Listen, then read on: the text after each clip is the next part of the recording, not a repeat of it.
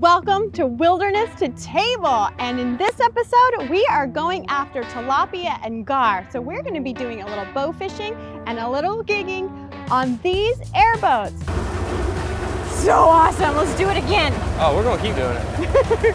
Oh, sorry, oh god. So Captain David and Captain Taylor, the same guides who took me out on my alligator hunt, are going to take me and we're going to do some night fishing and we're going to get some tilapia and we're gonna have an airboat ride, so come on.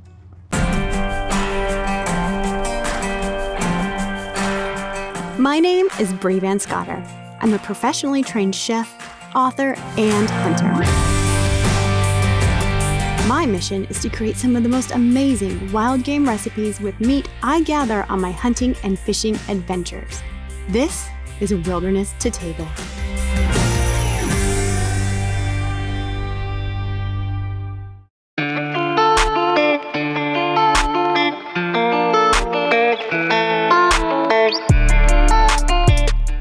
My last trip of this expedition is back at the river with my guides.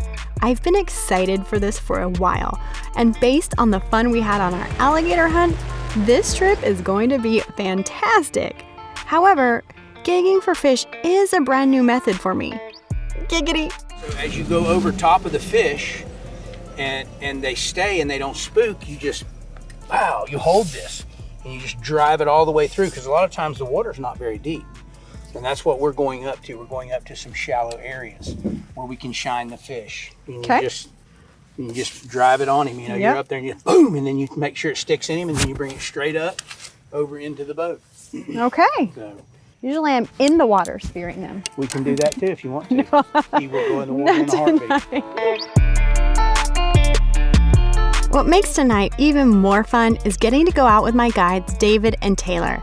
I know that they know this river like the back of their hands, and if we're going to get fish in the boat, these are the guys who can make it happen. Sit up here with me. Okay. And then once we get going and start finding fish, I'm going to put you up here. Okay. On my side. And then you can just step up. I'll leave both gigs on my side, so you either try it with a bow or tap it with a gig, either way. Okay. Whichever you'd rather. I'd rather you do something with a gig first. Just get some fish in the boat, and then we'll... Let's do it. And just like that, he said the magic words. Get some fish in the boat. Gentlemen, start your airboats. We got fish to catch.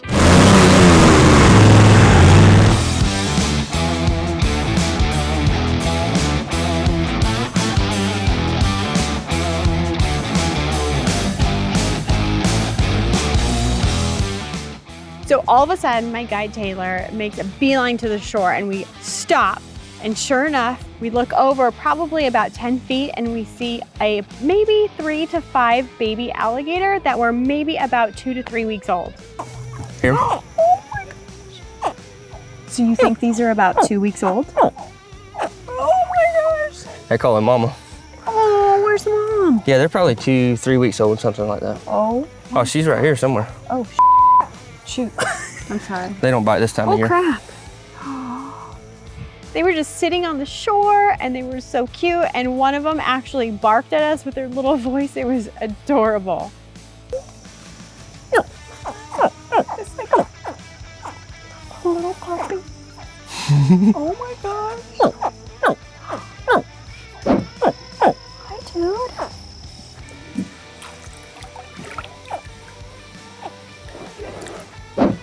Wrong way, dude. That was freaking awesome. So what do they nurse on their, like, do they nurse No, they eat, they eat frogs. Oh, okay. They're all up on the bank because, like David said the other day, the gators are cannibals and they'll eat them. Oh, okay. But gators that size, you know, a good bass will eat them. Like a good sized bass will eat them.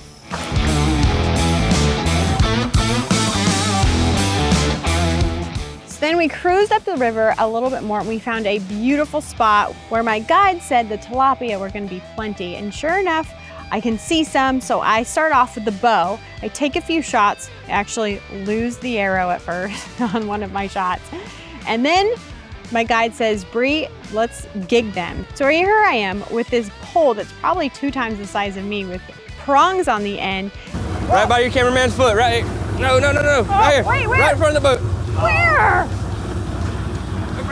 That's a turtle!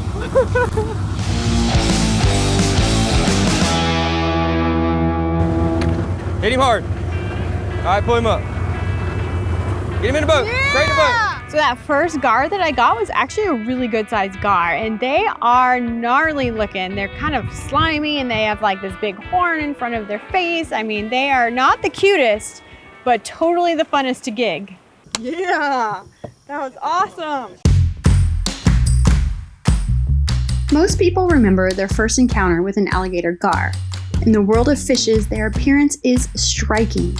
Alligator gar get big, really big, and they look like something that should be swimming around with the dinosaurs.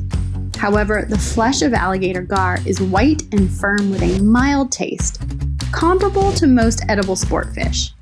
And believe it or not, commercial fisheries do exist for gar, which is a testament to their use as table fare. And guess what? They make one hell of a Philly cheese. Don't believe me? Check this out.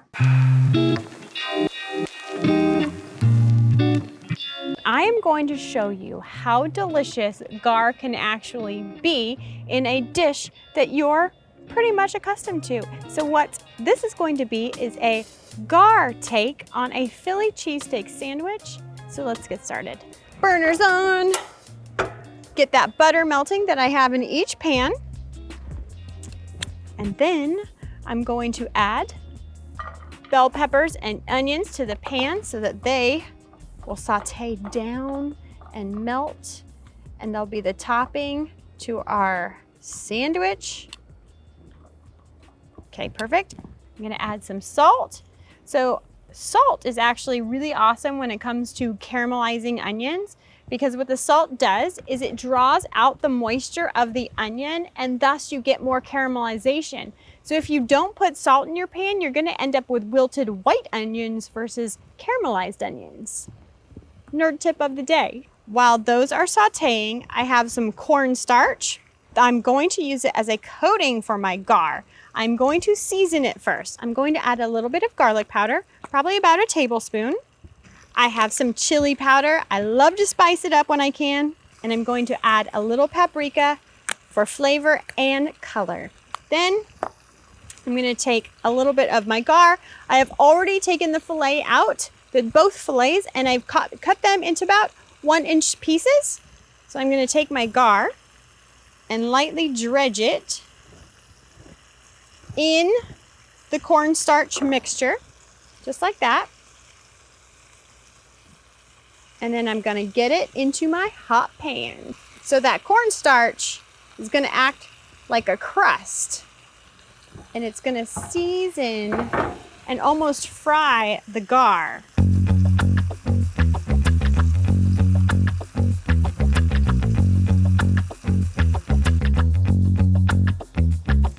So I think I'm gonna add something to my gar as well to help it out a little bit.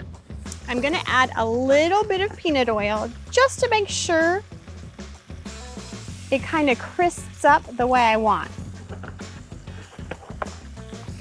Okay, we're gonna let those fry. I'm gonna get these churning. Oh my gosh, look at that. Caramelization's already starting to happen. So to top our sandwich off, I have made chipotle mayo. This is my go-to recipe, and it consists of 3 easy things. Chipotle, which I take the adobo sauce from a chipotle can, some lime, and mayo, and that's it. And this is what we are going to use to top our sandwich. Okay, our gar are looking good. We're gonna give them a little turn, toss them in the oil.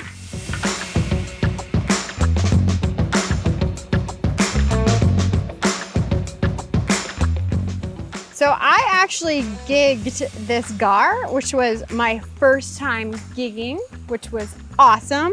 It was like, once I started, I just didn't want to stop. I just wanted to keep getting more fish and more fish. But I only took what I needed. This is such an easy recipe, and it's gonna make you rethink the way you see gar, because most people see gar as a fish that you don't want to eat. And Taylor, my guide, challenged me to make a dish, a good dish out of this gar.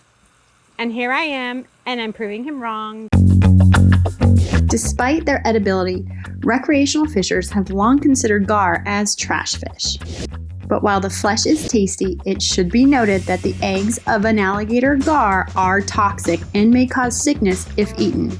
So when you're cleaning this fish, be careful. It is some tough skin. And by the way, cleaning this fish is a nightmare. Their teeth are sharp and their skin is tough like a suit of spiny sharp armor. Trust me, it's a pain in the ass. I don't think I've ever encountered a freshwater fish with such tough skin. So I'm gonna take my plate with my buns, take my gar, let the oil drain a bit, place it in a hot dog bun. Okay, so here's the key. I just pulled them out of the oil. You hit it with some salt, and it's gonna absorb all that salty goodness, and the salt will actually stick to it instead of just fall off. I'm gonna open this one up, drain off my gar. Okay, gonna turn this off. Then, season with salt, remember that. Then I'm going to get our peppers, and the kicker of this whole dish is my chipotle mayo that is super easy but is such a wow factor on a dish. I'm gonna drizzle some chipotle mayo right on top, just like that. Have you seen gar this yummy? I do not think so. Oh, voila! There you have it. My take on gar Philly cheesesteak sandwiches. Right there, bring it down deep. You're gonna have to hit him hard. Oh, Hit him man. again. Oh my God, you son of a Remember what I said about getting that gig close? Yeah. Taylor's freaking awesome. He knew exactly how to gig these fish properly. And so what he says is most people, when they see the fish, they have the gig and they lift up, and you want to have that forceful power down. He said, no, you gently put your prongs into the water and then press down.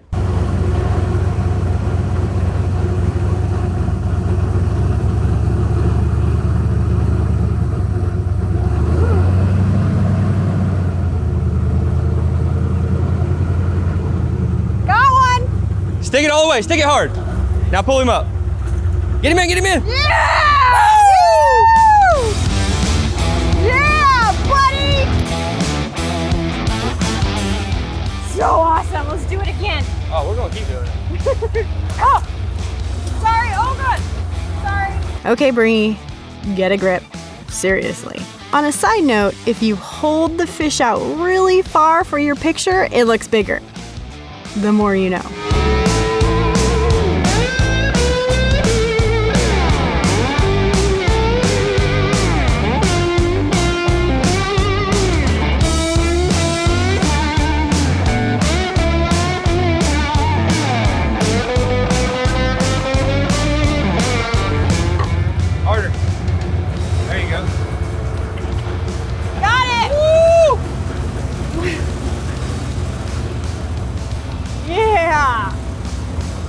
Got another one.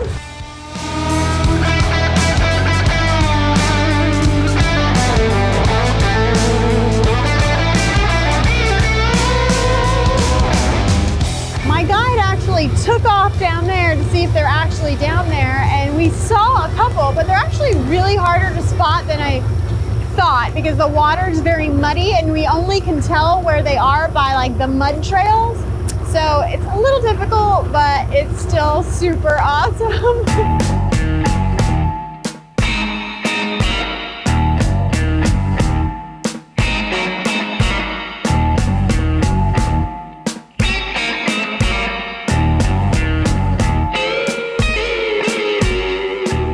So I don't know about you, but walking around in a swamp in your bare feet at night, miles away from home, is not my idea of a good time, but it seems like Taylor is right at home.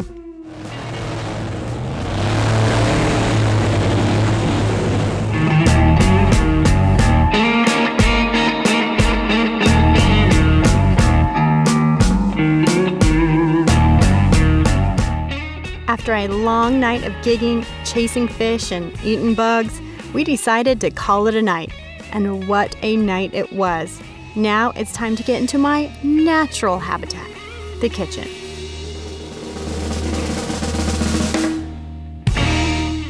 After a fun evening of tilapia fishing, I am here and I'm finally gonna make a beautiful dish with this tilapia. So, tilapia, I think, is underrated. It doesn't get the best score, right? We think of tilapia, we don't think of refined dishes. But today I'm going to challenge that and I am going to serve you a very refined tilapia dish. I'm going to serve you cornmeal crusted tilapia with Mandarin Oranges, brown butter sauce, toasted hazelnuts, and arugula. It's so easy, it's such a refined dish, it's elegant and beautiful, but you can do it simply in your house. So let's get started. First, I'm going to crack 1 egg. I'm going to crust my tilapia. I'm gonna crack it, then I'm gonna whisk it because we're going to dredge the tilapia fillets in the egg and a flour mixture. So we're just gonna whisk this around. So you know I like to season at every chance I get, so I'm actually just going to put a little bit of kosher salt into my egg and a little bit of pepper, just so I make sure those tilapias are well seasoned. So I'm just gonna give this a whisk. I'm gonna set this aside. Now I'm gonna work on our flour mixture. I like to mix cornmeal and all-purpose flour for this because the cornmeal, I feel, gives it a much needed crunch, a little bit of crunchiness. So I'm gonna take my cornmeal, sprinkle it in my pan. Then I'm gonna take some all-purpose flour. Then we have to season at every chance we get. So I'm going to sprinkle it with a little bit of garlic powder. This is a new one I got.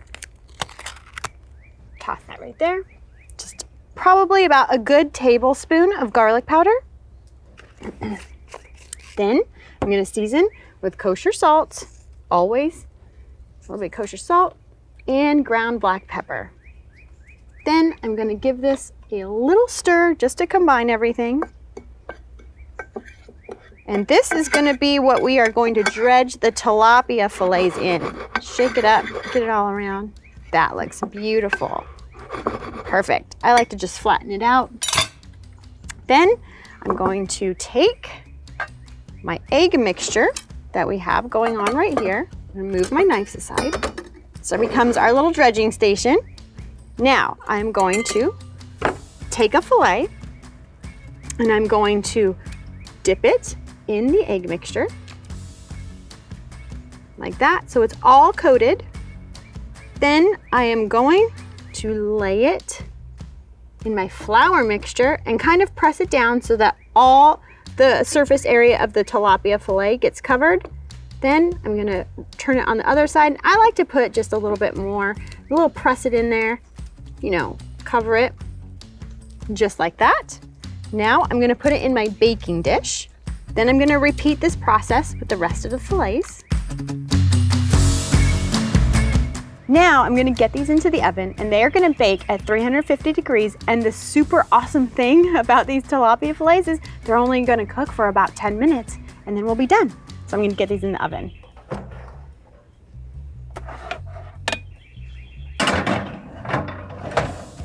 Okay. So while our tilapia fillets are baking, we are going to make some brown butter sauce. It sounds a little technical, but it's actually super easy. So first I'm just gonna clear my station, put these down here so we have room to work. And then I'm gonna take 1 stick of butter. I'm gonna get my grill on or my stove top on. There we go. I'm gonna put it on about medium-low heat because I don't want to burn my butter because it's actually gonna happen really fast. So I'm gonna take my stick of butter. I don't have to do anything to it. I'm gonna add it to the pan and I'm gonna let that melt. And when it melts, after it's all melted, the milk solids in the butter are actually gonna turn brown and caramelize, and that's exactly what we want, and that is essentially brown butter, and that's our sauce for our tilapia. That's all it is. Then, while we are waiting for our butter to brown, I am going to show you a fancy trick because this is refined tilapia. I'm going to show you how to properly julienne mint. It's super easy. So you might think that mint is a herb for like garnishes on desserts, but I beg to differ. I actually throw mint in, fresh mint, into many dishes that I cook with, and it always gives it that je ne sais quoi, right? Because we're refined today. So what I'm doing is taking my mint leaves and I'm just stacking them, putting them all together like this, flattening the leaves out just like that. And then the trick is, see how I have them all flat? Then I'm going to roll them up so I make a mint cigar, so to speak. And then I'm going to make really fine cuts. So it kind of resembles that Easter grass you get in the baskets as a kid, right? I'm not doing very large strips. I'm just cutting my mint cigar into tiny little thin strips. I like to use this little Santoku knife because it really helps me get in there versus a larger knife. Sometimes you can't make as fine cuts. So use the right knife for the right job all the time, right? Okay, but I want to show you. Look at that. Look how beautiful. Doesn't it look like the Easter basket grass growing up as a kid? That's what I always think. So we're going to use that as garnish. But I can hear our brown butter, so we're going to check on it. And it is done, y'all. Look at that.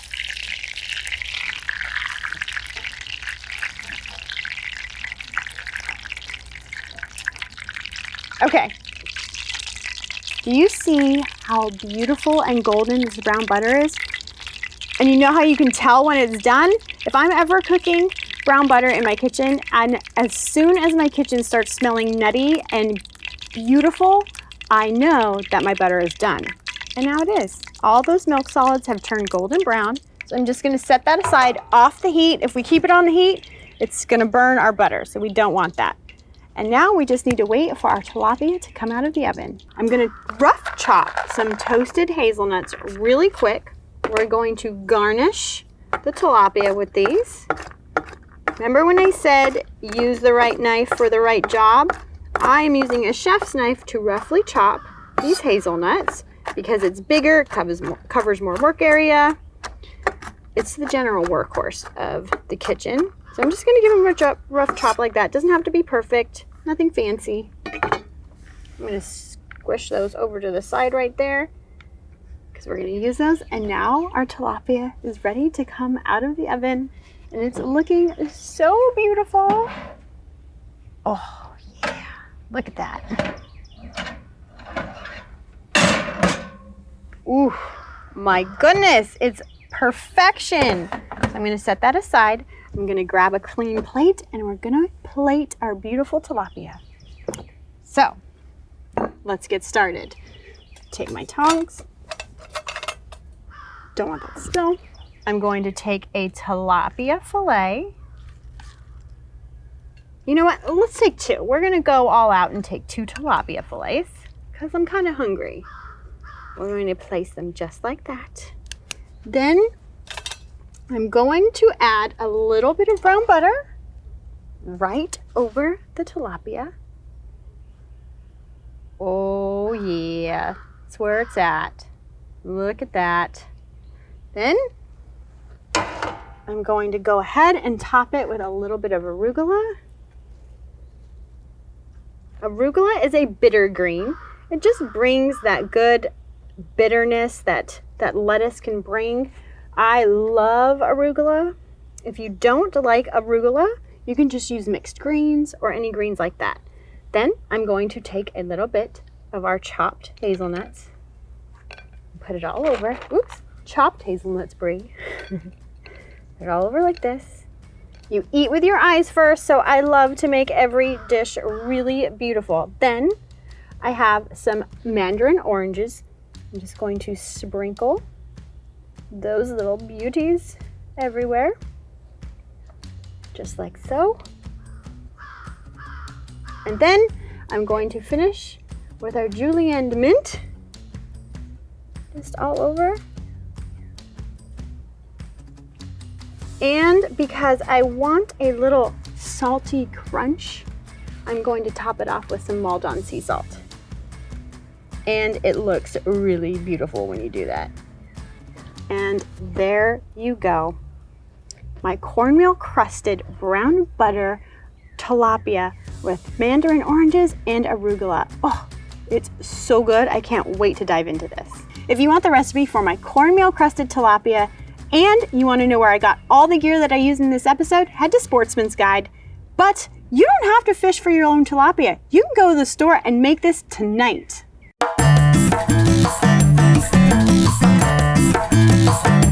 Welcome to Let's Talk About It, and today we are going to talk about tilapia chili verde tacos. Super easy, super delicious, and so yummy. You're gonna wanna make this over and over again. So you can either fish for your tilapia or hey, pick up that bag in the freezer department next time and just keep it in your freezer so you can make these dang tacos because they are that delicious. Let's get started. We're gonna start off by getting some butter into our pan. I'm gonna use it a little soft because we're just going to saute our tilapia fillets in the pan. But before we saute them, we are going to lightly dredge them in all-purpose flour. And then I'm gonna season that flour with salt and pepper. Always, always, always season. Mix that around. Okay, now I'm just gonna lightly dredge the tilapia fillets. Because you know how like your favorite fish tacos at restaurants are always crusted in like a delicious batter? This is like a quick faux batter, you know? Faux batter. So it kind of gives you the essence of that delicious crispy batter, but we're doing it in a matter of minutes. So now I'm gonna get my tilapia fillet in the pan, spread the butter around, get that going. I'm gonna do the other one, dredge it. These were pulled right out of the refrigerator, so I didn't pat them dry or anything, so the flour is naturally just sticking to them. I'm gonna get that going. I'm gonna turn up the heat just a little bit. We're gonna work on our garnishes while the taco meat is cooking. We're gonna flip those over in a few minutes, but I have some sliced cabbage, which is delicious on these tacos, and we're going to thinly slice some jalapenos.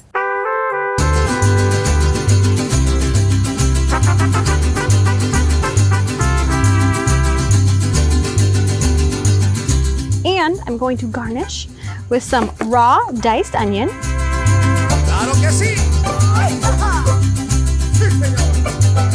1/4 inch thick for perfectly straight cuts. See how that flour just kind of gave it a faux crust, is what I called it earlier. Gave it a little faux crust, looking delicious. Faux batter. We're gonna let that go for about another minute to finish cooking through. Then I'm going to push this aside. Now we're gonna get our tortillas all warmed up. So we're timing it perfectly. A little olive oil on the pan. We're going to paint the tortillas with a little bit of olive oil, just like that. I'm gonna do one more tortilla.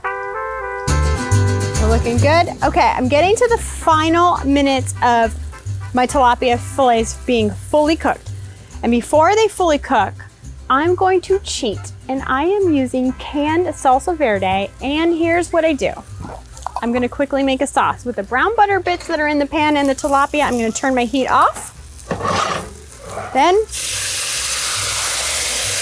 yeah, I'm gonna add my salsa to the pan, work it around so that brown butter that we put down from the tilapia is gonna mix in with the salsa, and actually the flour from the dredging is actually going to thicken up the salsa. So it's going to, where did my tongs go? Found them. We dredged the tilapia fillets and it's actually going to help thicken the sauce. So you would think that we had this chili verde going for hours, which traditionally it would be, but nope, we did it in a matter of 2 minutes. So now our tortillas are looking great. I'm gonna get a plate so that we can plate our tacos. I'm gonna get my tortillas down. So when you have guests over your house, they're gonna think that you spent hours making this chili verde when actually it took you like 3 minutes. So now, oh my gosh, look at that. It looks so beautiful. So I'm just gonna place this on my cutting board so I can cut it into different pieces so I can spread it out amongst the 3 tacos, and then I'm gonna spoon some of the sauce back over. So let's do this. Tilapia is really easy. It kind of cuts. Ooh, see one side of the fillet right there.